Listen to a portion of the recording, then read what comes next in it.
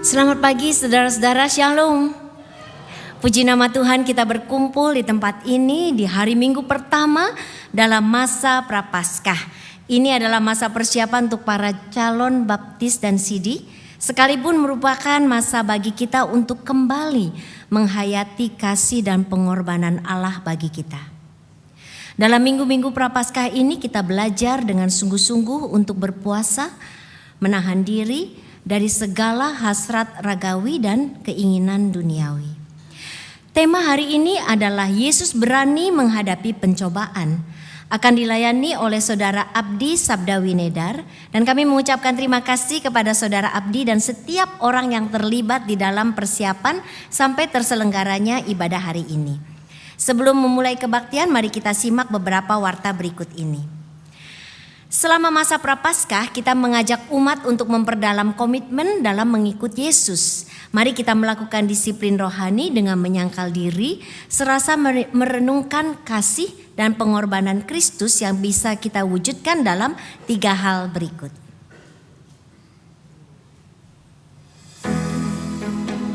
Halo umat GKI Samanhudi. Dalam memasuki 40 hari masa Prapaskah yang dimulai pada hari Rabu Abu sampai Sabtu Sunyi kecuali hari Minggu, kita akan menjalani aksi penyangkalan diri dengan berdoa, berpuasa, dan bersedekah untuk menghayati pengorbanan Tuhan Yesus. Penyangkalan diri merupakan komitmen pribadi yang dilakukan secara sukarela dan konsisten. Hal ini sangat baik dilakukan untuk melatih spiritualitas dan kepekaan kita akan kehendak Tuhan. Berikut panduan penyangkalan diri. Yang pertama, berdoa. Jadikan momen berdoa secara pribadi untuk membangun relasi yang intim dengan Tuhan. Tentukan jam doa rutin kita untuk membangun kebiasaan berdoa. Ingat, doakan juga pergumulan orang lain.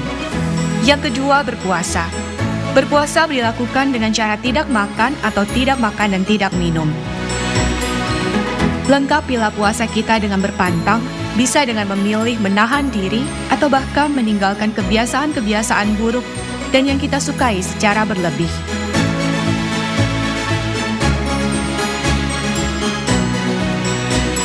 Yang ketiga, bersedekah. Menyisihkan uang yang kita miliki untuk berbagi kepada mereka yang membutuhkan. Kita bisa juga menitipkannya melalui gereja.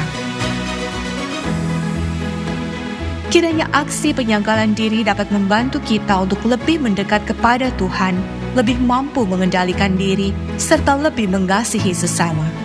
Selamat memaknai Paskah. Tuhan Yesus memberkati dan memampukan kita semua. Dalam tradisi gereja, berpuasa selama masa Prapaskah biasanya berlangsung selama 40 hari, dimulai dari hari Rabu Abu. Setiap hari Minggu, umat tidak berpuasa karena hari Minggu sejatinya adalah perayaan kebangkitan Kristus atau Paskah kecil, di mana umat mengadakan perjamuan di dalam kebaktian. Kita dapat berpuasa dengan tidak makan atau tidak makan dan minum, dan dapat menentukan cara dan jam berpuasa agar tidak jatuh sakit. Dasarkan ibadah kita pada kesanggupan dan komitmen pribadi yang konsisten. Umat dapat melengkapi puasa dengan berpantang dari 1 atau 2 kebiasaan buruk yang ingin dihilangkan. Bisa juga berpantang dari suatu yang biasanya kita nikmati, misalnya kopi, jajan, atau hiburan tertentu, atau lain sebagainya. Lalu kita bisa menyisihkan dana tersebut untuk mendukung aksi penyangkalan diri, di mana pada tahun 2025 ini GKI Samanhudi menggumuli dan mendukung program bidang pendidikan dan peduli lingkungan. Dalam bidang pendidikan, sebagian dari penyangkalan diri kita akan dialokasikan untuk aksi peduli pendidikan siswa di Desa Kariu, Maluku, dan aksi dukungan terhadap sarana pelayanan sekolah minggu di GKI Banjar. Penjelasan detail dapat dibaca pada buklet Paskah digital yang di blast WhatsApp atau ditayang di TV yang tersedia di hall atau aula gereja kita. Peduli lingkungan. Selama masa Prapaskah tahun ini, umat juga diajak berpartisipasi dengan membawa tanaman yang dapat digunakan untuk membuat vertical garden. Jenis tanaman yang dapat dibawa itu bebas, dihimbau sesuai dengan kebutuhan tanaman untuk vertical garden. Satu keluarga diharapkan bisa membawa satu tanaman dan meletakkan pada area yang telah disediakan, yaitu di depan kantin atau di sisi kiri dan kanan parkiran motor gedung gereja nomor 28. Waktu pengumpulan adalah setiap hari Minggu selama masa Prapaskah. Dan selain membawa tanaman, umat juga diajak untuk berpartisipasi dengan memisahkan dan mengumpulkan sampah daur ulang. Selanjutnya untuk beberapa contoh tanaman yang bisa menjadi inspirasi dan juga tata cara dan syarat sampah daur ulang yang diserahkan dapat dilihat pada buklet Paskah digital atau pada TV di hall dan aula gereja kita. Botol dosis harian bersamanya. Halo umat GKI Samanhudi. Di masa Prapaskah ini, perjalanan aksi penyangkalan diri yakni berdoa, berpuasa, dan bersedekah akan ditemani oleh sebotol dosis harian bersamanya. Terdapat 46 pesan yang dapat Anda hayati setiap hari, mulai dari Rabu Abu hingga Paskah. Bagaimana tata cara penggunaannya? Mari kita simak bersama. Tulis namamu terlebih dahulu agar tidak tertukar dengan milik orang lain. Ambil 1 kapsul per hari dan baca pesan Tuhan bagimu hari ini. Renungkanlah apa yang mau Tuhan katakan padamu dan buatlah komitmen pribadi. Kamu bisa mencatatnya di notebook pribadimu dan bisa juga kamu bagikan dengan menuliskannya pada instalasi buku kisah kasih bersamanya di gereja. Simpan kembali kapsul dan isinya ke wadah lain supaya bisa kembali dibaca nantinya. Selamat memaknai Paskah bersama dosis harian bersamanya. Tuhan Yesus memberkati. Selama masa Prapaskah ini umat juga diajak untuk merenungkan firman Tuhan. Mulai Rabu Abu umat sudah dibagikan botol dosis harian bersamanya yang berisi 46 ayat-ayat Alkitab. Masing-masing umat yang berusia remaja hingga dewasa dapat mengambil 1 botol dosis harian bersamanya, dan bagi yang sudah menerimanya pada hari Rabu Abu lalu agar tidak mengambilnya kembali, dan ini bisa diambil sampai hari ini. Komisi Dewasa akan mengadakan seminar tentang warisan pada hari Sabtu tanggal 15 Maret 2025 pukul 10 pagi bertempat di aula lantai 1 GKI Samanhudi. Seminar ini akan membedah warisan dari segi teologi, hukum, kenotariatan. Pembicaranya adalah Pendeta Emeritus Iwan Triwayudi, Bapak Edward Wiryo Martani SHMKN, dan Bapak Anselmus Malokfix SH. Dan bagi yang tertarik untuk mengikuti seminar ini, silakan mendaftar di hall setelah kebaktian dengan biaya partisipasi Rp10.000 per orang. Open casting. Remata GKI Samanhudi membuka casting untuk ambil bagian sebagai talent dalam pentas aksi bersama GKI Samanhudi. Kesempatan ini terbuka bagi seluruh umat berusia minimal 16 tahun, tertarik di bidang acting dan berkomitmen untuk mengikuti latihan rutin setiap hari Selasa pukul 19.30 dan Sabtu pukul 19 mulai bulan April sampai dengan Agustus, dengan rencana pementasan di bulan Agustus 2025. Umat dapat mendaftarkan diri dengan scan QR code yang tertera di layar kaca atau mengakses link di Warta Jemaat paling lambat hari Minggu 16 Maret 2025 minggu depan. Mari gunakan talenta yang Tuhan beri untuk memuliakan namanya. Doa pagi plus. Bapak, Ibu, dan saudara-saudari, mari kita memulai hari dengan bersyukur kepada Tuhan setiap harinya. Kami mengundang seluruh umat untuk ikut serta dalam acara Doa Pagi Plus pada hari Sabtu 15 Maret 2025 pukul 6.30 pagi. Diawali dengan jalan pagi bersama, dilanjutkan dengan doa pagi di ruang ibu dan anak. Acara ini adalah momen yang indah untuk menguatkan iman, bersekutu di dalam kasih, dan memulai hari dengan doa. Kami juga menghimbau semua peserta untuk membawa tumbler sendiri sebagai bagian dari peduli lingkungan dalam rangka penyangkalan diri masa Prapaskah. Untuk pendaftaran bisa scan link yang tertera atau menghubungi kontak person yang ada di Warta Jemaat. Mari bersama-sama kita mendekatkan diri kepada Tuhan melalui langkah-langkah kecil yang membawa berkat. Dan kiranya kita dapat merasakan hadirat yang penuh kasih dalam setiap langkah dan doa bersama. Sampai jumpa di acara doa pagi. Demikian warta untuk pagi hari ini. Kita mengambil waktu sejenak menyiapkan hati sebelum memasuki kebaktian.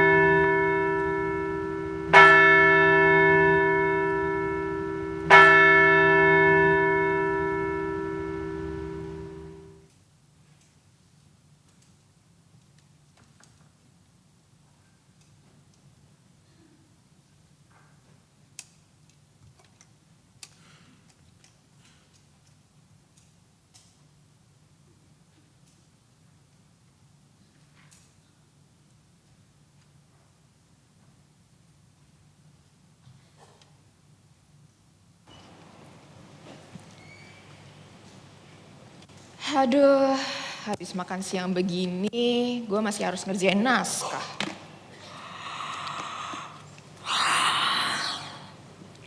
Mana ngantuk lagi kan kalau habis makan siang. Ini kan juga hari Jumat. Waktu istirahat makan siang tuh harusnya lebih panjang. Aku bisa sama teman-teman kerja kantor aku pergi keluar makan. Tapi sayangnya karena harus ngerjain naskah, jadi stuck deh di kantor.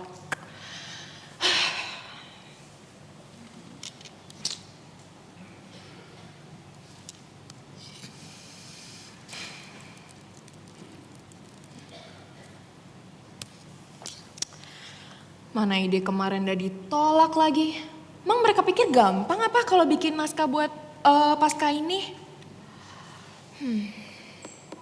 Waktunya juga mepet. Di mana-mana ya kalau minta naskah buat pasca itu tuh harusnya sebelum akhir tahun. Ini udah lewat tahun baru info kalau butuh naskah buat pasca. Emang mereka nggak tahu apa kalau sekarang aku udah mulai kerja, udah nggak ada tuh waktu luang buat bikin naskah-naskah kayak gini. Ini juga si bos, mana minta laporannya banyak banget lagi. Kadang hari Minggu aja harus lembur ngerjain laporan kayak gini. Nggak ada waktu lah buat mikirin ide buat naskah. Kalau malam, di badannya rasanya tuh udah capek banget. Mana ada tenaga buat naskah.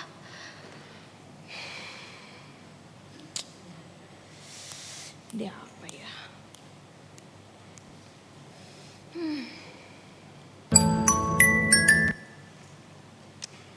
Notifikasi apa ya?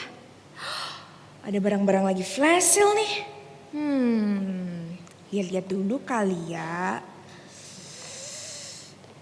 Wah, kebetulan banget nih.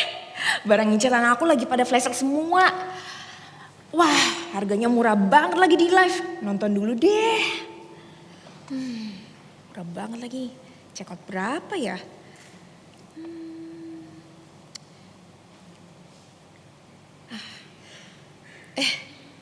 Tunggu. Kan aku udah janji sama Tuhan sama diri sendiri bahwa Prapaskah tahun ini tuh aku mau puasa belanja online. Kecuali untuk keperluan rumah tangga. Ya udah deh. Fokus ngerjain ide naskah dulu.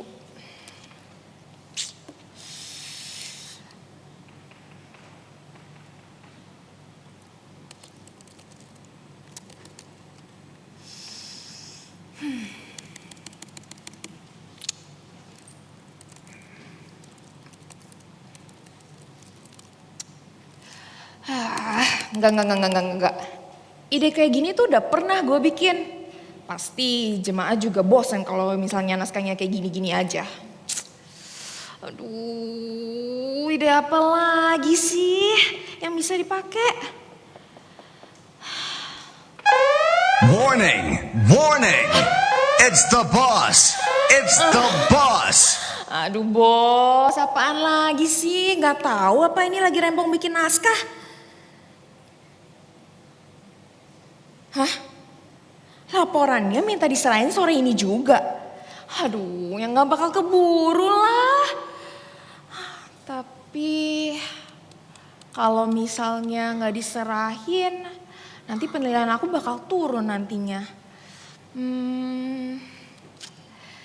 Ya udah deh, balas dulu.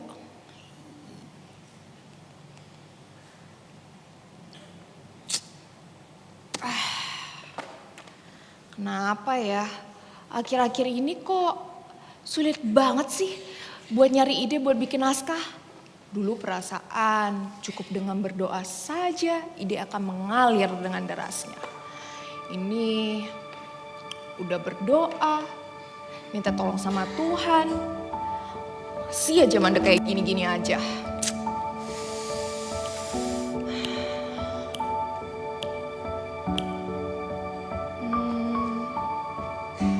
Tapi apakah akhir-akhir ini aku sudah berdoa dengan kerendahan hati ya? Apakah belakangan ini aku sudah berdoa dengan menyadari bahwa semua talentaku adalah anugerah dari Tuhan? Ya, seperti dulu sebelum aku mau mendapatkan pekerjaan ini. Sebelum aku terlalu sibuk dengan urusan pekerjaan.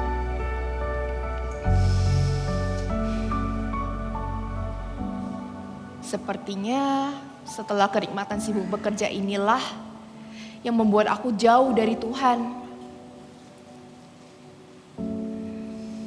Ya, bukan karena waktunya yang mepet.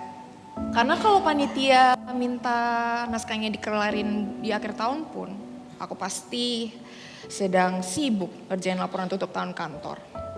Akan ada aja alasan-alasan yang aku buat. Ya tapi karena aku yang telah menutup diri dari Tuhan.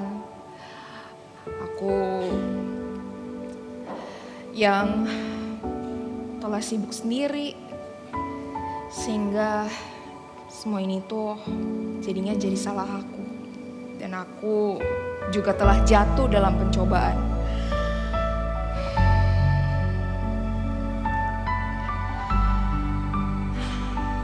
Ya Tuhan, dengan kerendahan hati aku memohon ampun padamu. Ya Tuhan, segala kesombonganku telah membuatku jauh darimu. Ya Tuhan, aku telah menutup diri sehingga aku tak bisa lagi mendengar kehendak-Mu. Ya Tuhan, ampunilah aku. Berikanlah aku kebijaksanaan dalam mengatur waktuku. Berikan aku kekuatan agar aku dapat tetap rendah hati. Amin.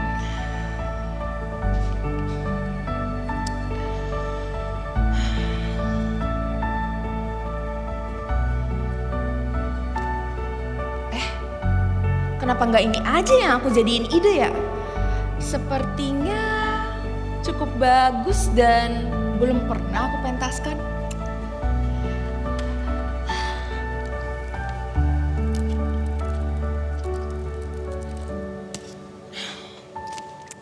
Nanti malam akan aku jadikan ide ini ke dalam naskah. Ya Tuhan, berkatalah, karena aku telah membuka hati dan pikiranku. Aku siap mendengarkan dan kembali berkarya dalam nama-Mu. Amin.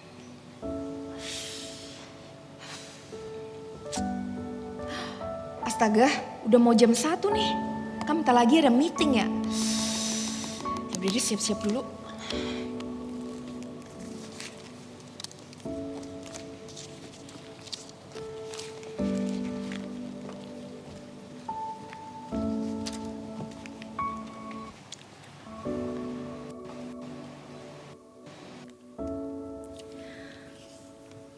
Umat Tuhan, sambil merenung arti dari monolog tadi, kita akan menyalakan lilin Prapaskah pertama.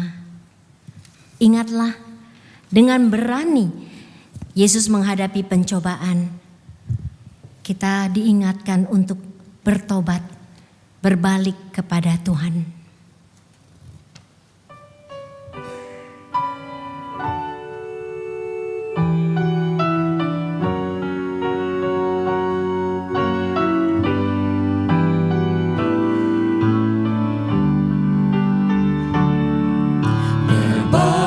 Berbaliklah kepada Tuhan, Dialah pemulih hidupmu. Tuhanmu tentu kan menyambutmu, memelukmu dengan erat. Berbaliklah kepada Tuhan, Dialah pemulih hidupmu. Tuhanmu tentu kan menyambutmu, memelukmu dengan erat. Lilin berwarna ungu menjadi simbol duka cita, sekaligus keagungan Allah telah dinyalakan. Ini menandai awal persiarahan iman kita di masa Prapaskah dalam perenungan akan penderitaan Kristus, Sang Terang Dunia. Arahkanlah hati kepada Tuhan, mintalah Sang Maha Kasih mendiami hati kita.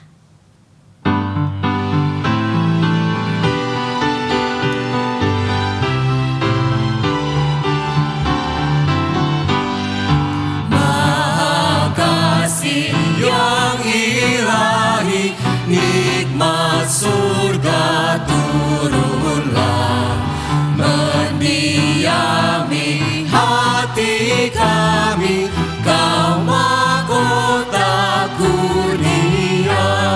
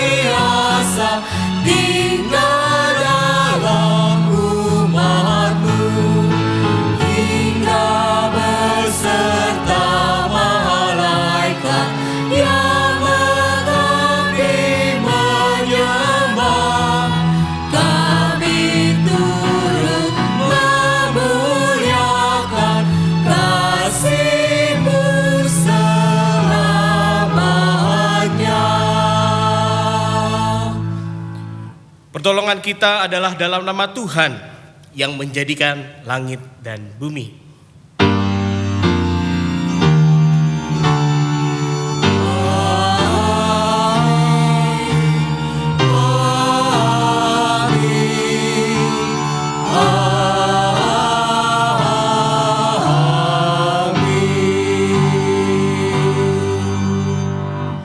Tuhan beserta saudara. Dan beserta saudara juga.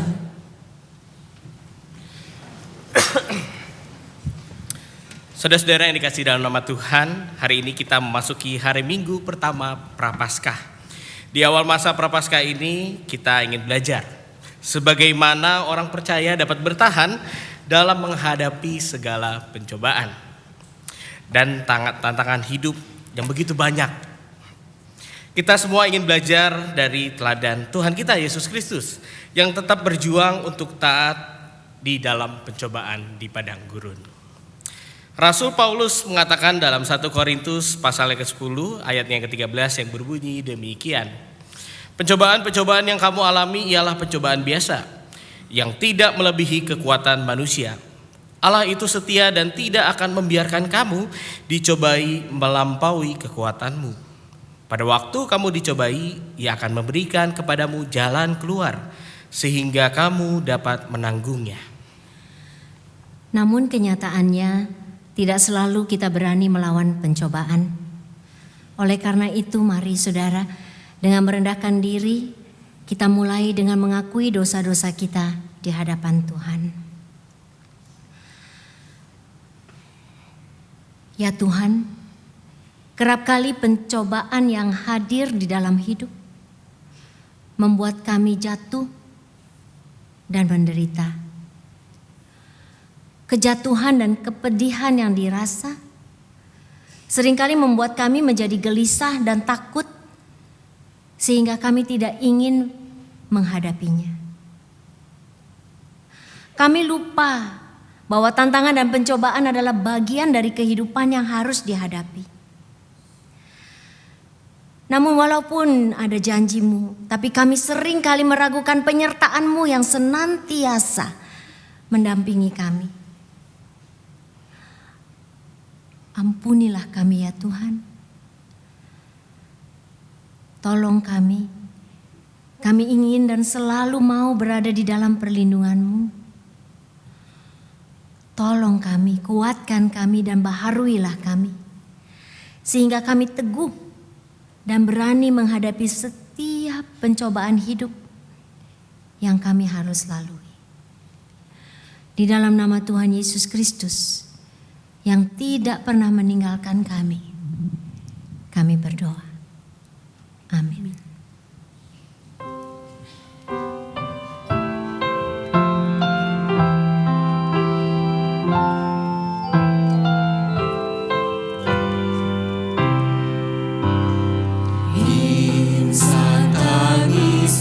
Dosamu,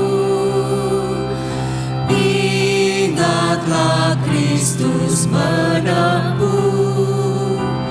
jalan penuh sengsara dan bagai hamba terendah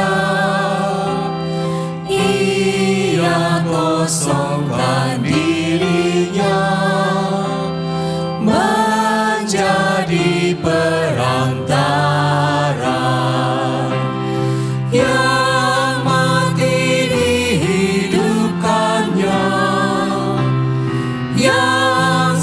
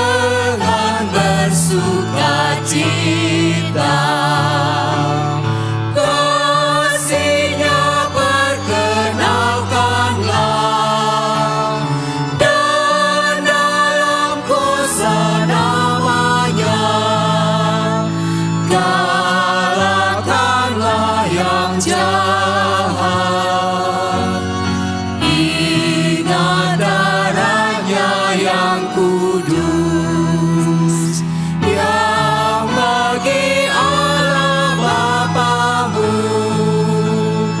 berharga tinggi amat.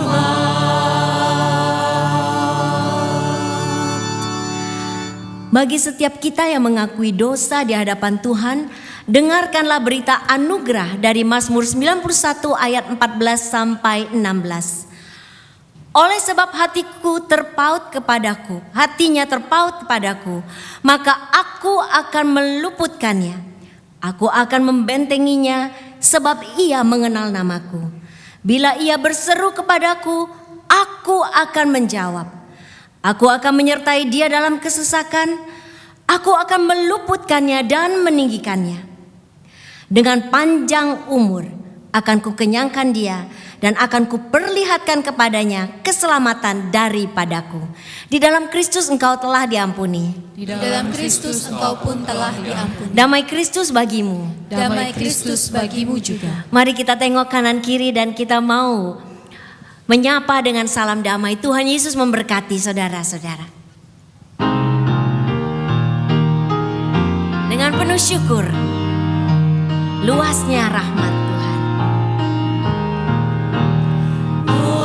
Luasnya rahmat Tuhan, bak luasnya samudra, kebaikannya melimpah, membebaskan manusia. Dia sungguh merasakan kesusahan dunia. Dia sungguh mengampuni kesalahan umatnya. Kasih Allah melebihi pemikiran manusia. Oh, betapa sang abadi menakjubkan baiknya. Namun kita menyempitkan keluasan kasih-Nya dengan melebih-lebihkan ketegasan hukum-Nya.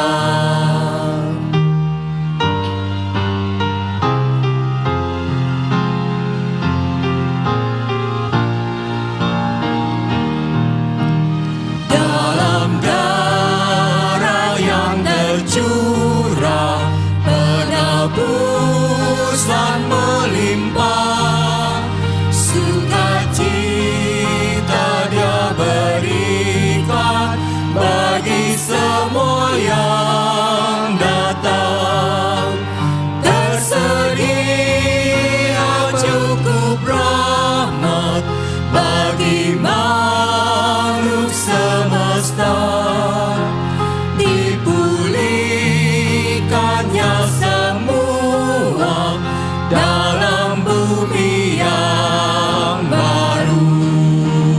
Bila kasih kita murni berlandaskan firman-Nya, hidup kita akan menjadi cermin kebaikan-Nya.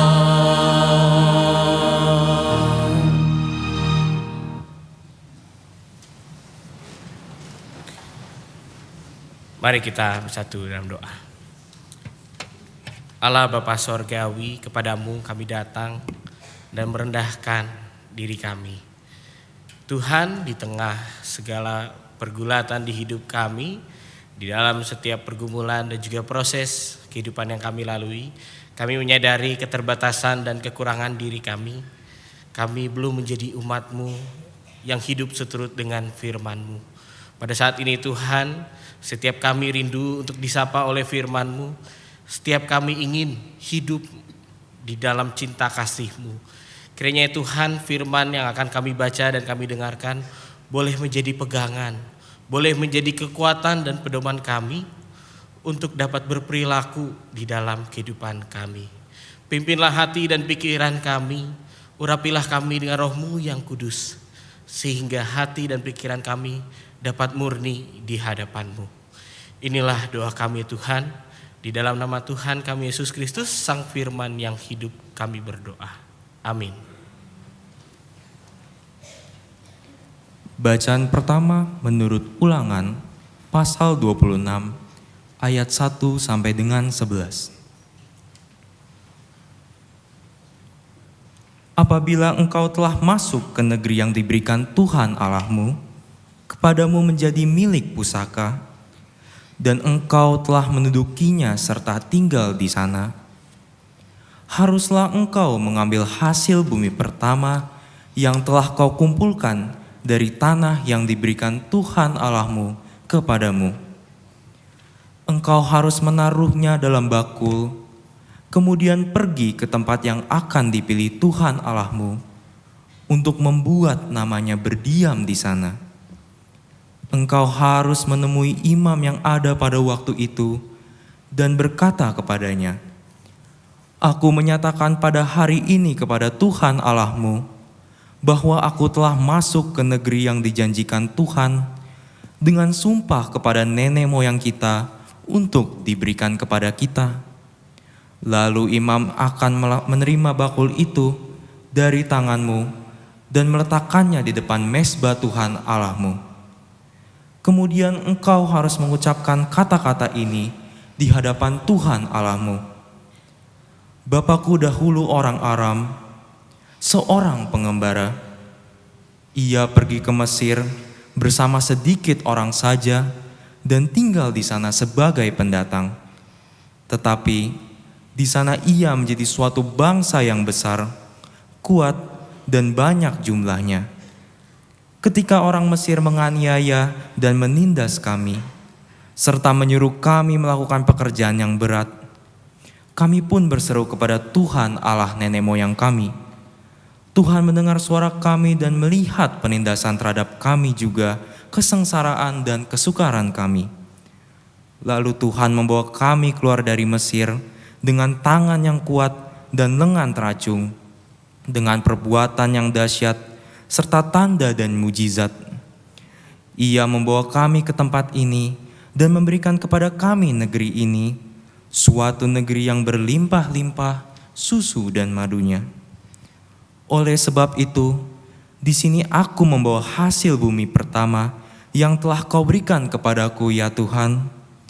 Kemudian engkau harus meletakkannya di hadapan Tuhan Allahmu dan sujud di hadapan Tuhan Allahmu. Engkau beserta orang Lewi dan pendatang di tengah-tengahmu akan bersukaria karena segala kebaikan yang diberikan Tuhan Allahmu kepadamu dan seisi rumahmu. Demikianlah firman Tuhan. Syukur kepada Allah.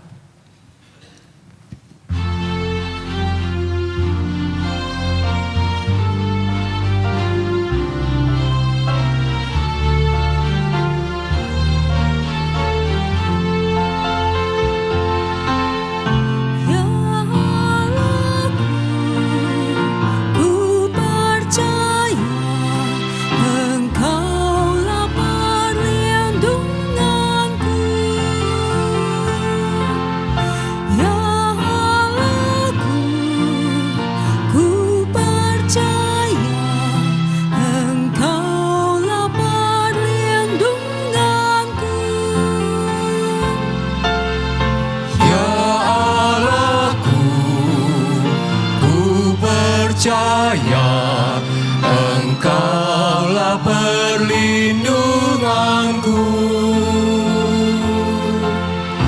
Ya Allahku, ku percaya Engkaulah perlindunganku.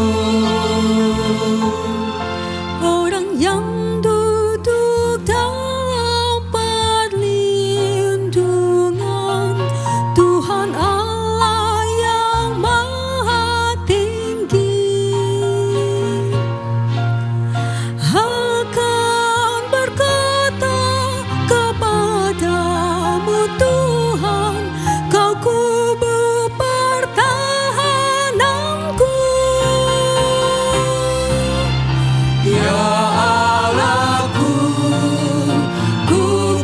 percaya Engkaulah perlindunganku. Ya Allahku, ku percaya Engkaulah perlindunganku. Kemalangan takkan menimpamu,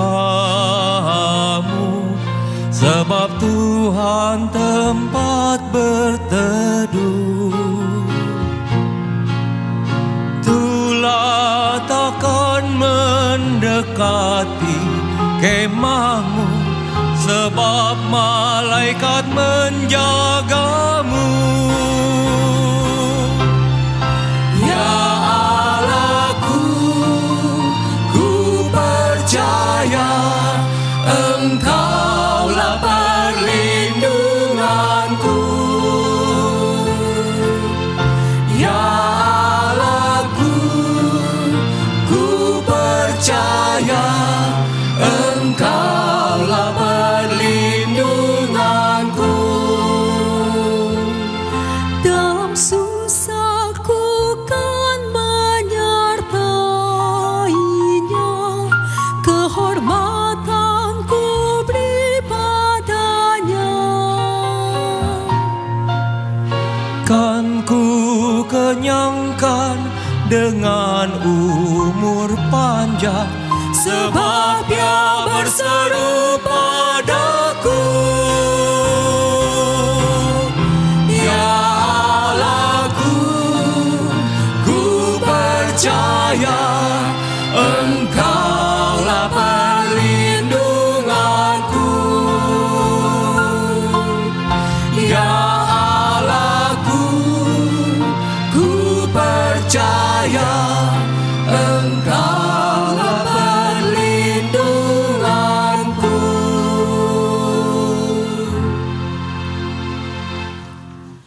Bacaan kedua menurut Roma 10 ayat 8b sampai 13.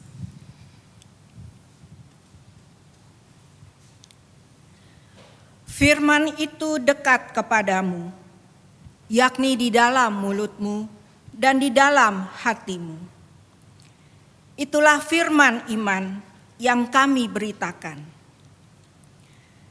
Jika engkau mengaku dengan mulutmu bahwa Yesus adalah Tuhan dan percaya dengan hatimu bahwa Allah telah membangkitkan Dia dari antara orang mati, maka engkau akan diselamatkan. Sebab dengan hati orang percaya sehingga dibenarkan, dan dengan mulut orang mengaku sehingga diselamatkan. Sebab kitab suci berkata, siapa saja yang percaya kepada Dia tidak akan dipermalukan. Sebab tidak ada perbedaan antara orang Yahudi dan orang Yunani. Karena Tuhan yang sama adalah Tuhan dari semua orang, dan bermurah hati kepada semua orang yang berseru kepadanya. Sebab siapa saja yang berseru kepada nama Tuhan akan diselamatkan. Demikianlah firman Allah. Syukur kepada Allah. Injil Tuhan kita Yesus Kristus akan kita baca menurut Lukas pasal yang keempat, ayat 1 sampai dengan yang ke-13. Bersama kita akan membaca Lukas pasal yang keempat, ayat 1 sampai dengan yang ke-13. Pencobaan di padang gurun. Yesus yang penuh dengan Roh Kudus kembali dari sungai Yordan, lalu dibawa oleh Roh Kudus ke padang gurun. 40 hari lamanya ia dicobai iblis. Selama hari-hari itu ia tidak makan apa-apa, dan setelah itu ia lapar. Berkatalah iblis kepadanya, jika engkau anak Allah, perintahkanlah batu ini menjadi roti. Jawab Yesus kepadanya, ada tertulis, manusia hidup bukan dari roti saja. Kemudian ia membawa Yesus ke suatu tempat yang tinggi, dan dalam sekejap mata ia memperlihatkan kepadanya semua kerajaan dunia. Kata iblis kepadanya, segala kuasa itu serta kemuliaannya akan kuberikan kepadamu, sebab semuanya itu telah diserahkan kepadaku, dan aku memberikannya kepada siapa saja yang ku kehendaki. Karena itu, jikalau engkau menyembah aku, seluruhnya akan menjadi milikmu. Jawab Yesus kepadanya, ada tertulis, engkau harus menyembah Tuhan Allahmu, dan hanya kepada Dia sajalah engkau beribadah. Kemudian ia membawa Yesus ke Yerusalem dan menempatkan Dia di pinggir atap bait Allah. Lalu berkata kepadanya, jika engkau anak Allah, jatuhkanlah dirimu dari sini ke bawah. Sebab ada tertulis, mengenai engkau Ia akan memerintahkan malaikat-malaikatnya untuk melindungi engkau, dan mereka akan menatang engkau di atas tangannya, supaya kakimu jangan terantuk pada batu. Yesus menjawabnya, ada firman, janganlah engkau mencobai Tuhan Allahmu. Sesudah iblis mengakhiri semua pencobaan itu, ia meninggalkan dia sampai tiba saat yang baik. Demikianlah pembacaan Injil Tuhan kita Yesus Kristus. Berbahagialah mereka yang mendengarkan firman Tuhan dan yang memeliharanya. Hosana. Hosana, Hosana, Hosana.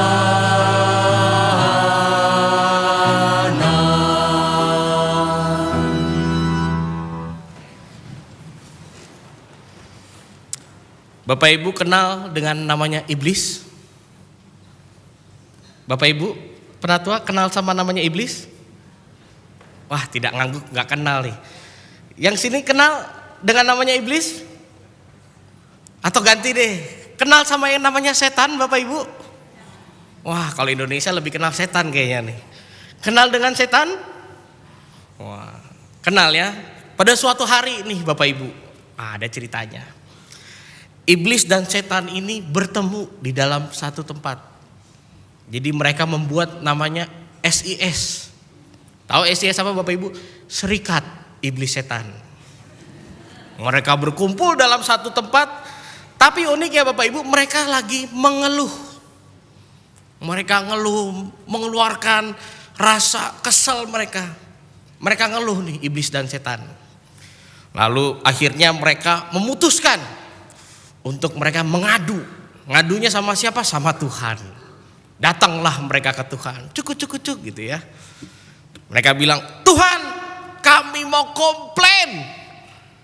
Kami kalau bisa Tuhan, kami gak mau kerja jadi iblis atau setan lagi. Begitu katanya saudara-saudara. Kalau bisa kami dilahirkan jadi yang lain deh. Jadi binatang gak apa-apa, pokoknya jangan iblis atau setan lagi. Lalu Tuhan bertanya, kenapa ya memang? Kok kamu gak mau jadi setan jadi iblis lagi? Iya Tuhan, karena kami selalu berhadapan dengan makhluk yang paling keji, katanya. Itu si manusia itu Tuhan. Wah, dia lebih hina dan lebih jahat dibanding kami, katanya. Kenapa bisa gitu? Iya Tuhan, masa kalau ada public figure, artis-artis gitu di media sosial atau misalnya di TV-TV, selalu bilangnya apa kalau mereka bersalah? Ini cobaan dari iblis. Ini karena pencobaan dari setan. Makanya saya begini. Padahal kan tugas kami memang menggoda aja. Kalau salah, ya salah mereka sendiri. Kenapa mau ngikut-ngikut? Tapi kami disalah-salahin terus Tuhan. Katanya begitu. Saudara-saudara, itu gambaran aja ya. Entah benar atau enggaknya saya juga tidak tahu. Pokoknya itu gambaran bahwa terkadang seringkali kalau kita berhadapan dengan katanya pencobaan gitu ya. Tema kita kan pada hari ini, Yesus berani menghadapi pencobaan. Seringkali kalau kata pencobaan biasanya orang mikirnya apa? Pasti datangnya dari iblis gitu ya. Lalu ketika orang jatuh, pasti nyalahinnya juga iblis, nah, gitu ya.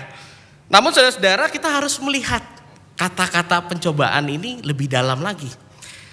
Karena kata pencobaan ini biasanya sering identik dengan apa katanya? Biasanya pencobaan seringkali diartikan dengan kata ujian.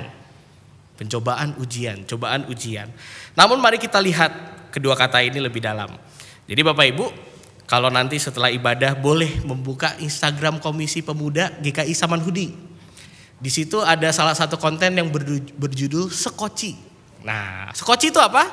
Sekoci itu sesi konsultasi iman. Nah, di salah satu videonya dibawakan oleh Pendeta Samuel Akihari, dia berkata begini, saudara-saudara. Ini saya mengutip ya. Katanya itu cobaan dan ujian itu berbeda. Kalau cobaan itu bukan datang dari Allah. Cobaan ini selalu mengajak seseorang untuk ke hal-hal yang buruk. Namun kalau ujian berbeda. Ujian ini akan membawa ke dalam kebaikan seperti naik kelas. Nah, jadi kalau misalnya cobaan itu selalu mengajak seseorang untuk melakukan hal yang buruk, melakukan hal yang tidak baik, namun ujian berbeda. Dan hal ini juga terdapat dalam Alkitab kita Bapak Ibu. Di dalam Yakobus pasal yang pertama ayat 13 sampai dengan yang 15 saya akan bacakan. Dengan sangat jelas dia mengatakan begini, apabila seorang dicobai, janganlah ia berkata pencobaan ini datang dari Allah. Sebab Allah tidak dapat dicobai oleh yang jahat, dan ia sendiri tidak mencobai siapapun. Tetapi tiap-tiap orang dicobai oleh keinginannya sendiri, karena ia diseret dan dipikat olehnya.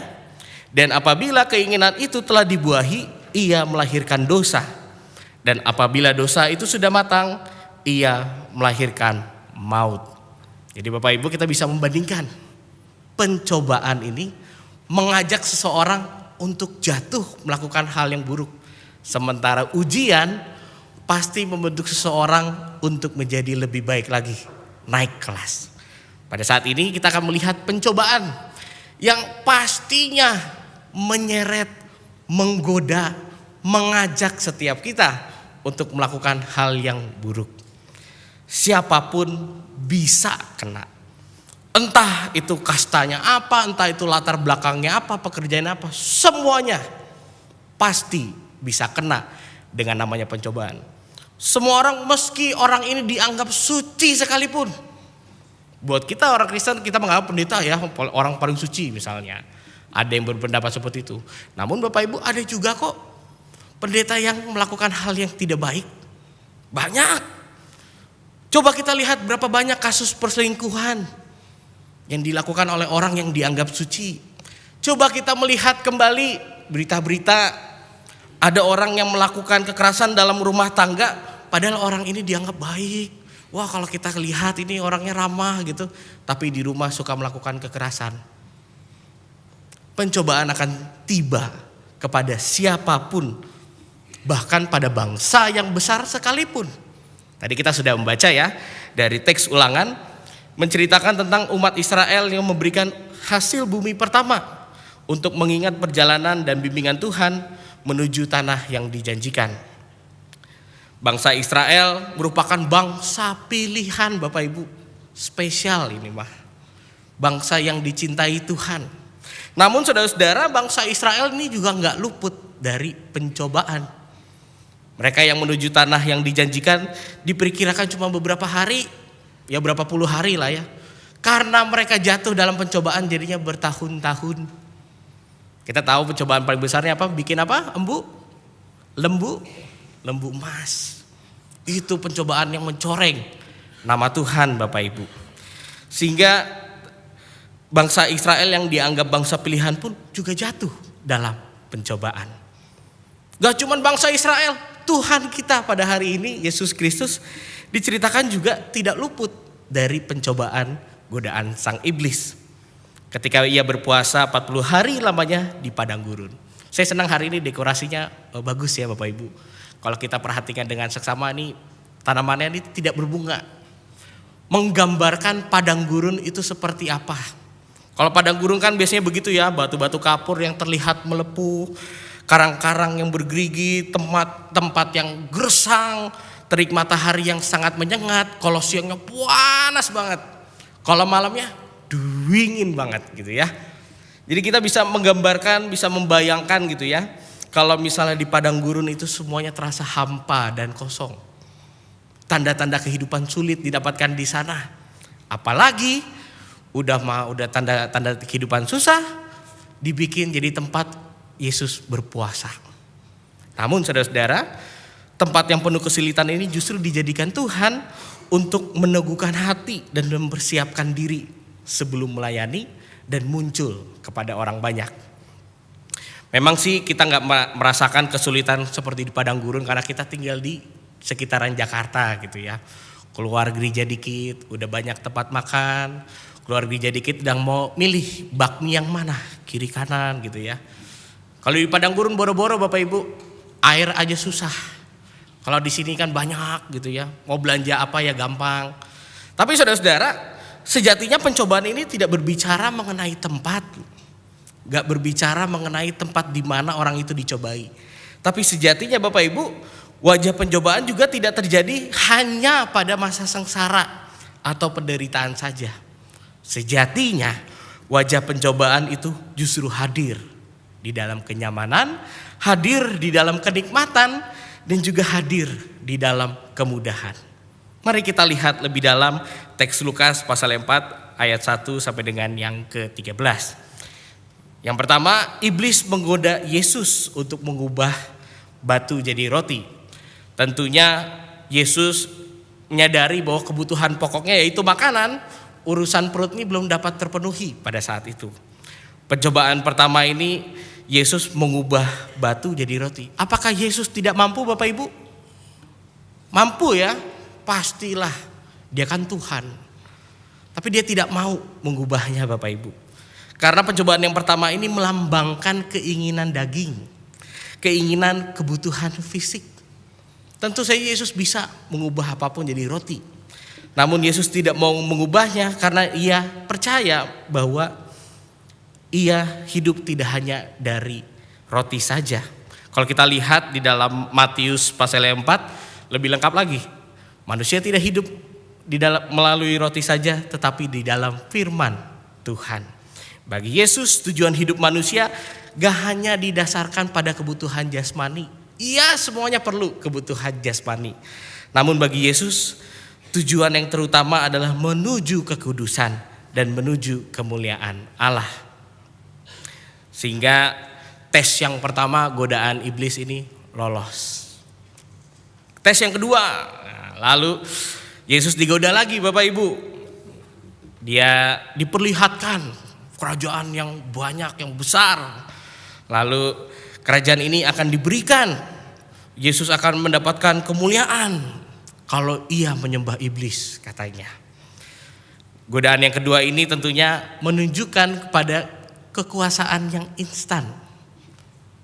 Yesus tahu dan menyadari bahwa pada saat itu orang Israel sedang menanti-nantikan Mesias. Orang Israel pada saat itu sedang menantikan Sang Juru Selamat hadir. Kalau misalnya ia dengan mudah mendapatkan pengikut, tentunya misinya akan dengan sangat mudah terjadi. Namun tidak Bapak Ibu. Justru Yesus tidak mau menerima godaan ini. Ia tidak mau hal-hal yang instan, apalagi diberikan oleh iblis. Sebagai orang Yahudi dan juga orang yang percaya dengan Tuhan, Yesus mengacu pada firman Tuhan. Dia mau menyembah Tuhan Allah saja, bukan iblis. Bagi Yesus, percuma iblis menawarkan kekuasaan. Percuma iblis menawarkan kerajaan yang besar. Karena bagi Yesus, otoritas tertinggi hanya ada pada Allah saja. Percuma iblis menawarkan kerajaan dan kekuasaan. Bagi Yesus hanya Allah saja yang punya kekuasaan di seluruh jagat raya ini. Maka dari itu Yesus menolak tawaran kekuasaan yang instan ini. Tes kedua lolos. Sekarang kita melihat tes yang ketiga. Yesus digoda untuk menjatuhkan diri sehingga nanti malaikat akan menyelamatkannya. Nah, saudara-saudara, cerdiknya di sini iblis ini mengutip Mazmur yang sudah kita nyanyikan tadi. Kalau kita baca itu lebih spesifik lagi di dalam Mazmur pasal yang 91. Pencobaan ini membuat Yesus untuk menjatuhkan dirinya supaya nanti malaikat akan datang menolongnya. Diceritakan seperti itu. Pencobaan ini saudara-saudara merepresentasikan godaan terhadap kesombongan dan juga pencarian dari validasi Allah. Apakah Yesus melakukannya? Tentu tidak. Tentunya iblis mau mengajak Yesus, coba nih jatuh nih supaya nanti Allah ngebantu nih. Itu kan sama aja kayak ngetes. Sama aja kayak menuntut Allah. Sama seperti menantang Allah. Maka dari itu Yesus tidak mau melakukannya. Bagi Yesus, jangan sekali-kali mencobai Tuhan Allahmu. Bagi iblis ini adalah rencana yang gagal. Karena apa yang diharapkan iblis tentu tidak terjadi. Yesus justru menunjukkan kesetiaan dan juga panggilannya terhadap Allah. Sangat setia Yesus kepada Allah sehingga ia tidak mau mendengarkan setiap godaan dan ajakan dari iblis. Saudara-saudara, kalau kita melihat kembali mengubah batu jadi roti, ditawari kekuasaan yang instan dan juga pembuktikan perlindungan dari Allah. Ini tentunya kalau kita mikir-mikir gitu ya, kita merefleksikan 3 hal ini bukanlah hal yang berat. Cuma tinggal mengubah, cuma tinggal menyembah, tinggal jatuh. Semuanya bukan hal yang berat Bapak Ibu. Namun saudara-saudara, wajah dari pencobaannya demikian. Wajah dari pencobaan gak melulu soal penderitaan, sengsara, enggak. Tapi justru wajah dari pencobaan justru bermunculan lahir dari hal-hal yang menyenangkan. Hal-hal yang penuh dengan kenikmatan. Siapa yang gak mau kekuasaan? Siapa yang gak mau lagi lapar 40 hari 40 malam makan roti? Hal-hal yang nikmat, hal-hal yang nyaman, hal-hal yang menggiurkan. Pencobaan justru datang ketika seseorang lagi di atas. Pencobaan sejatinya datang ketika seseorang lagi merasa nyaman. Itulah wajah pencobaan. Jadi saudara-saudara, ketika Yesus menang terhadap godaan iblis, pentas Yesus di padang gurun gak hanya menunjukkan kekalahan, namun kemenangan Yesus atas pergumulan manusia. Kalau kita refleksikan kembali 3 godaan iblis, tentang daging, tentang kekuasaan, tentang mencari validasi yang ketiga, itu kan semuanya juga manusia membutuhkannya. Itu kan juga ketiga hal itu yang membuat manusia sering kali jatuh pada ketiga hal tersebut. Daging, kekuasaan yang serba instan. Yang ketiga juga validasi. Segala pencobaan itu justru ditunjukkan di dalam Alkitab kita bahwa Yesus Tuhan kita menang terhadap pergumulan itu. Yesus Tuhan kita tidak menghindari pencobaan, namun berani menghadapinya. Segala pencobaan yang seringkali menjatuhkan manusia justru dilawan dan dimenangkan oleh Tuhan kita, Yesus Kristus. Saudara-saudara yang terkasih, pencobaan di dalam kehidupan kita pasti akan selalu hadir.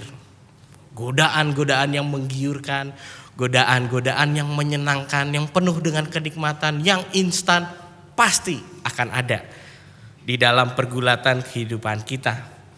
Kehidupan kita berjalan layaknya suatu perlombaan lari ya Bapak Ibu. Ketika orang berlomba lari, ia kan harus fokus, harus terus melaju ke depan, bukan stagnan atau mundur. Tetapi orang yang berlomba lari, dia harus fokus menuju satu tujuan. Kehidupan sebagai pertandingan ini bukan berbicara mengenai siapa yang finish duluan. Bukan. Tetapi kehidupan sebagai pertandingan adalah siapa yang menyelesaikan pertandingan dengan baik. Dalam prosesnya, tantangan-tantangan itu dan juga pencobaan-pencobaan itu akan selalu hadir sebagai bumbu. Akan hadir sebagai proses yang harus dilalui supaya setiap manusia itu harus bertumbuh. Entah di dalam situasi sulit, di dalam pergumulan dan penderitaan dan sengsara, namun juga di dalam situasi ketika setiap kita sedang mengalami kenyamanan, sedang merasakan kemudahan dan juga penuh nikmat. Dalam pencobaan yang akan kita hadapi ke depannya, kita akan selalu Bapak Ibu memiliki pertentangan batin yang berkecamuk. Artinya kita akan sering kali dipertemukan dengan situasi yang membuat hati kita gundah. Akan ada banyak sekali kita akan bertemu dengan hal-hal itu. Ketiga, pencobaan yang menggoda Yesus melambangkan godaan yang sering kali menjatuhkan manusia. Tiga-tiganya punya satu alasan. Tiga godaan tadi, daging, kekuasaan, dan juga validasi tadi, punya satu akar yang membuat manusia jatuh. Yang pasti adalah keserakahan, Bapak Ibu. Keserakahan ini sudah dimulai ketika dalam kitab Kejadian. Ingat Adam dan Hawa ya. Ketika ia mau memakan buah, apa yang ia mau? Pengetahuan seperti Allah. Manusia sudah dibiarkan hidup nikmat, namun ia serakah mau yang lebih dan yang lebih. Ambisi dan keserakahan ini justru yang menguasai, yang menjarah kehidupan manusia. Coba kita lihat situasi negara kita pada saat ini. Wah, lagi chaos. Lagi sangat prihatin Bapak Ibu. Kayak kasus korupsi yang sedang terjadi ya, itu sungguh luar biasa, aneh bin ajaib kalau kata saya Pak ya. Bisa-bisanya gitu ya, di mana posisi yang direktur atau posisi tinggi yang nyaman, yang aman, yang diperebutkan oleh orang lain justru dipakai dengan semena-mena. Posisi yang diperebutkan oleh orang lain justru digunakan untuk merekayasa, memanipulasi korupsi yang sangat besar Bapak Ibu. Masif sekali. Dan di dalamnya juga ada orang Kristen Bapak Ibu. Setahu saya ya Bapak Ibu, kalau kita orang Kristen kan belajar Yesus mengubah air jadi anggur. Enggak mengubah Pertalite jadi Pertamina, Pertalite jadi Pertamax kan ya Bapak Ibu ya. Wah, itu mah aneh bin ajaib. Bisa menyulap Bapak Ibu. Bensin loh. Wah. Itu mah orang yang ngisi, wah saya ngisi Pertamax aja deh. Biar nanti ini yang Pertalite-nya buat orang-orang lain yang lebih membutuhkan. Wah, itu dibodoh-bodohi jadinya. Itu karena manusia yang serakah Bapak Ibu. Kita bisa melihat bahwa jumlahnya juga luar biasa, aneh bin ajaib. Nolnya banyak banget Bapak Ibu, di total-total ya. Wah, itu mah sama saldo ATM saya mah jauh. Sepersekian. Makan besok juga cukup, yang penting. Wah, mereka makan sampai keturunan 7 turunan, 8 turunan mah masih lebih dari cukup. Itu mah nolnya banyak pisan gitu ya. Wah Bapak Ibu, aneh bin ajaib. Sangat prihatin melihat kondisi seperti ini gitu ya. Kita dihebohkan dengan salah satu liga olahraga terbaru Bapak Ibu, tahu ya? Liga Korupsi Indonesia. Yang pertama puncak klasemennya lagi Pertamina gitu ya.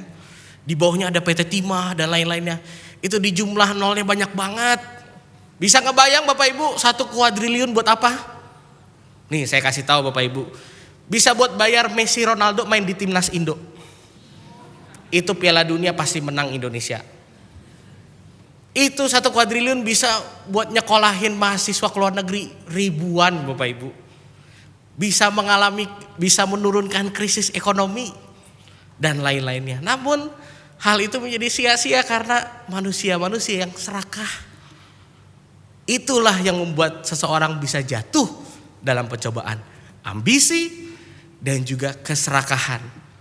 Egois menguasai diri manusia. Lalu saudara-saudara, apakah keserakahan hanya terjadi di kalangan atas saja? Wah, tentu tidak. Tahu Bapak Ibu berita terbaru di Sumatera ketika truk pembawa telur tabrakan, warganya ngapain? Dijarah Bapak Ibu. Telur, ya ampun gitu ya. Dicari mana yang masih utuh. Di videonya sambil ketawa-tawa lagi ngambil. Wah, dijarah. Itu mas sedih dan prihatin Bapak Ibu. Udah mah kasihan perusahaannya, kasihan supirnya, nanggung rugi gitu. Karena orang-orangnya serakah, orang-orangnya punya kebiasaan buruk. Saudara-saudara, kalau misalnya kebiasaan buruk ini terjadi di Indonesia ini kan bukan hal yang baru ya Bapak Ibu. Kebiasaan buruk ini kan terjadi karena kalau kita ngelihat orang lain melakukannya, berarti itu nggak apa-apa. Nah, nanti Bapak Ibu kalau pulang ngelewatin lampu merah Pecenongan, wah, siap-siap. Itu mah lampu merah yang berbahaya Bapak Ibu. Kalau nyetir di situ harus lihat kiri, kanan, depan, belakang. Wah, berbagai sudut harus dilihat. Karena kalau lampu merah Pecenongan ada motor lewat satu, semuanya ngikut. Kita kan melakukannya karena mikir, itu orang lain melakukannya berarti nggak apa-apa gitu ya. Beberapa bulan yang lalu Pendeta Peter pernah menceritakan tidak boleh putar balik ya di dekat sini ya. Tapi kalau ada 1-2 motor yang lewat, berarti boleh. Itu kan karena kebiasaan buruk. Kita menganggapnya jadinya hal yang umum.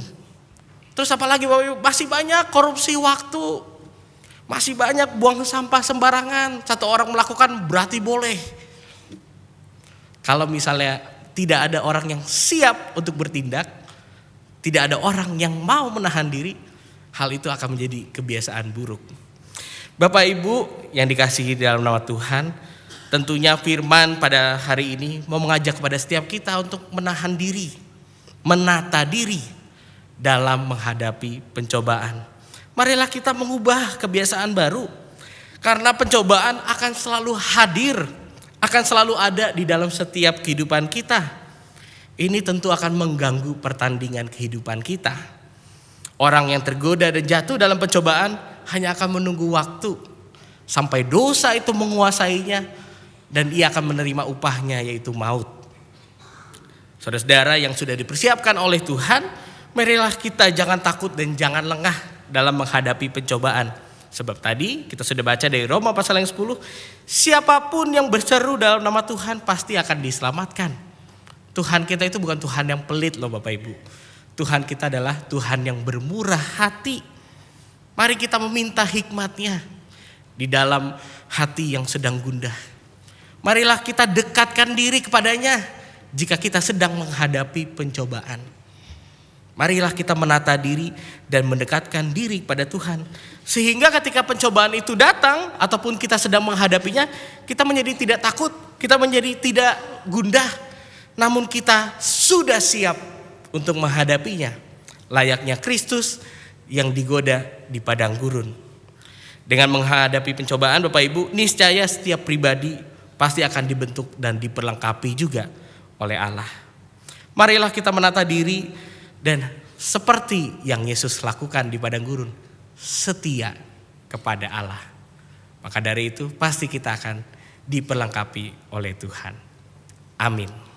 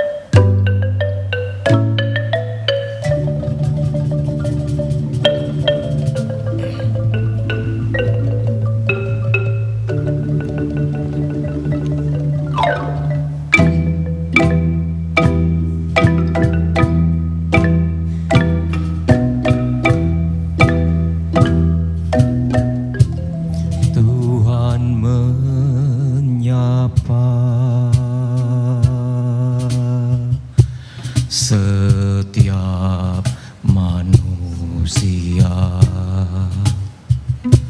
tanpa bicara, tanpa bahasa,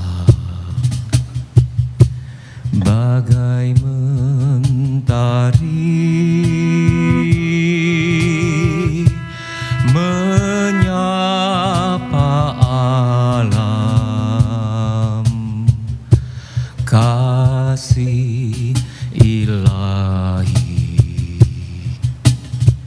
menyapa kita.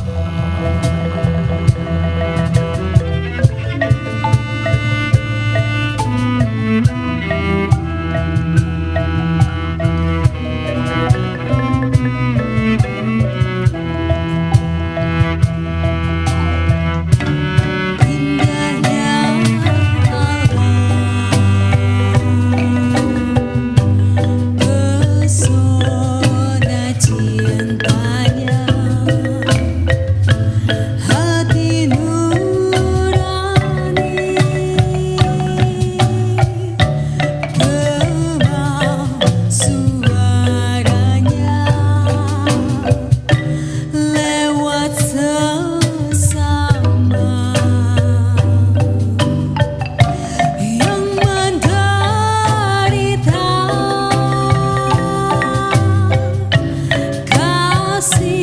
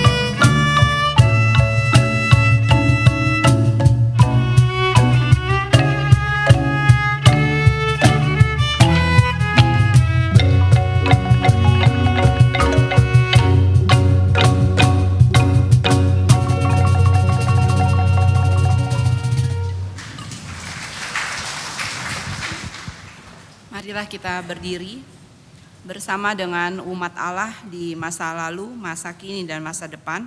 Marilah kita mengingat janji baptisan kita dengan mengikrarkan pengakuan iman rasuli. Aku percaya kepada Allah, Bapa yang Maha Kuasa, Khalik langit dan bumi, dan kepada Yesus Kristus, anaknya yang tunggal Tuhan kita, yang dikandung dari Roh Kudus, lahir dari anak darah Maria, yang menderita sengsara di bawah pemerintahan Pontius Pilatus, disalibkan, mati dan dikuburkan, turun ke dalam kerajaan maut.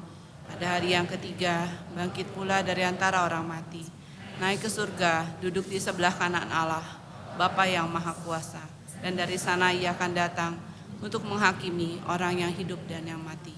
Aku percaya pada Roh Kudus, gereja yang kudus dan am, persekutuan orang kudus, pengampunan dosa, kebangkitan orang mati, dan hidup yang kekal. Amin.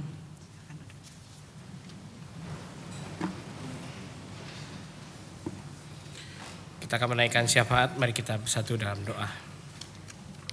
Tuhan Allah Bapa Sorgawi, kembali kami datang ke hadirat-Mu. Kami mau berdoa ya Tuhan bagi segenap pergumulan yang dialami oleh umat-Mu di tempat ini Tuhan. Entah pergumulan tentang ekonomi, entah pergumulan mengenai pekerjaan, entah pergumulan mengenai studi maupun tentang kesehatan. Kiranya Kau saja ya Tuhan yang mengenal setiap kami. Kau saja Tuhan yang boleh mengadakan mukjizat-Mu. Kau boleh memberikan kesembuhan, Kau boleh memberikan pekerjaan, Kau boleh memberikan berkat kepada setiap jemaat-Mu. Kiranya Kau saja yang boleh berencana di atas kehidupan kami.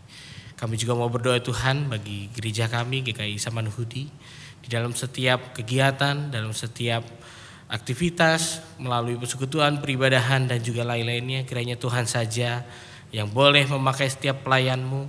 Kau boleh memakai setiap jemaat-Mu untuk boleh merasakan kehadirat-Mu di dalam setiap persekutuan dan kegiatan yang terjadi di GKI Samanhudi.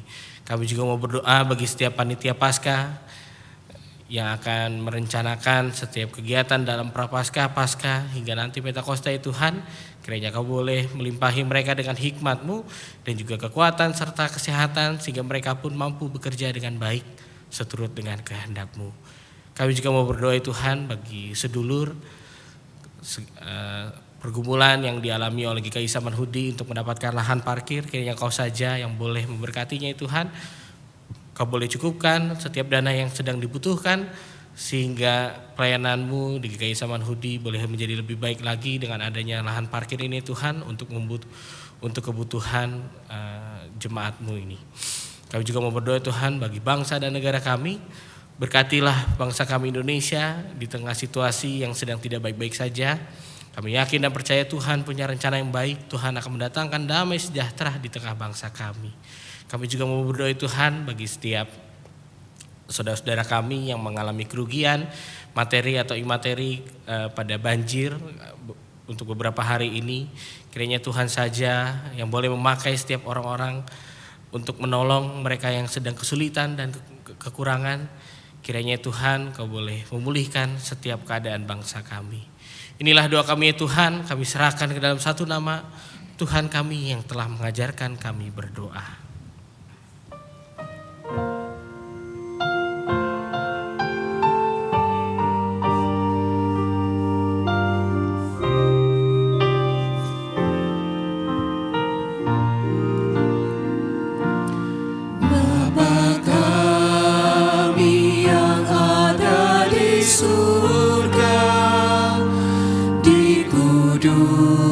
Kuduskanlah nama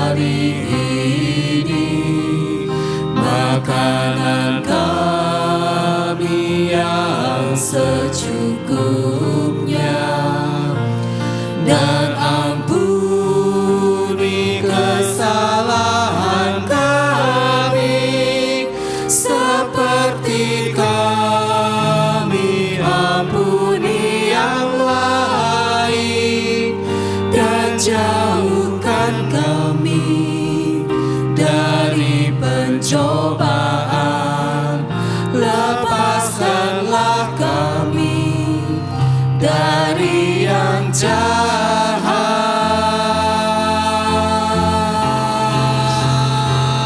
Sebab Engkau yang punya kerajaan serta kuasa dan kemuliaan sampai selama-lamanya. Amin. Amin.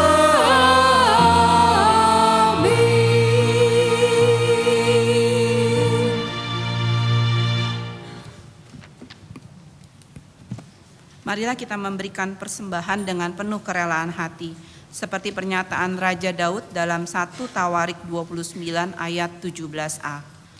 Aku tahu ya Allahku bahwa Engkaulah yang menguji hati dan berkenan pada ketulusan. Aku mempersembahkan semuanya itu dengan sukarela dan tulus ikhlas.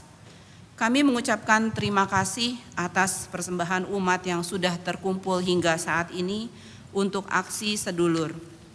Umat dapat memasukkan persembahan aksi sedulur ke dalam kantong-kantong persembahan atau melalui transfer dengan tambahan angka 20 di akhir nilai nominal.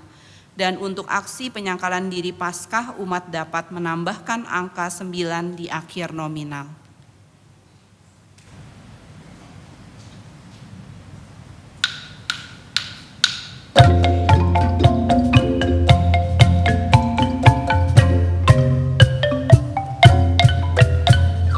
Bawa persembahanmu dalam rumah Tuhan dengan rela hatimu, janganlah jauh.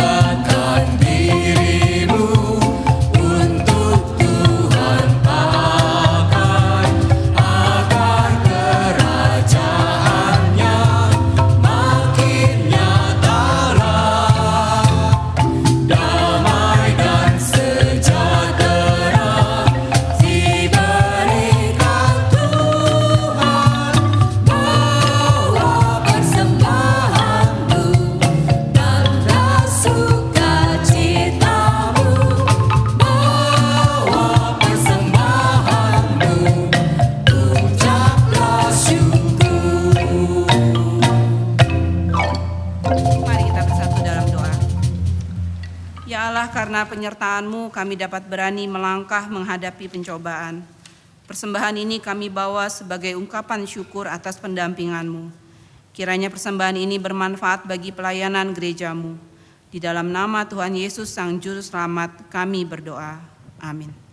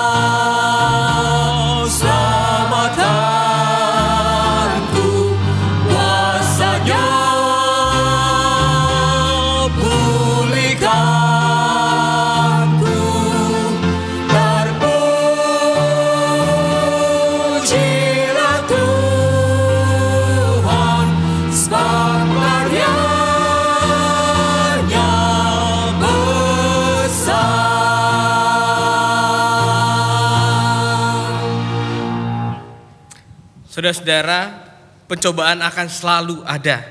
Namun, mari kita belajar dari teladan Tuhan kita Yesus Kristus yang berani menghadapi cobaan dengan tidak mementingkan dirinya sendiri, melainkan rela menaati kehendak Sang Bapa.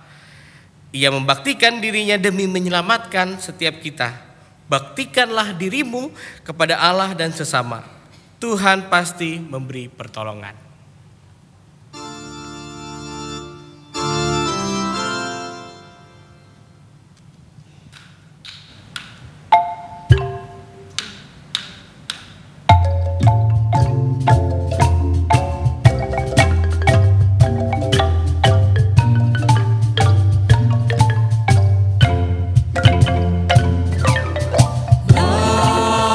Lawan ragoda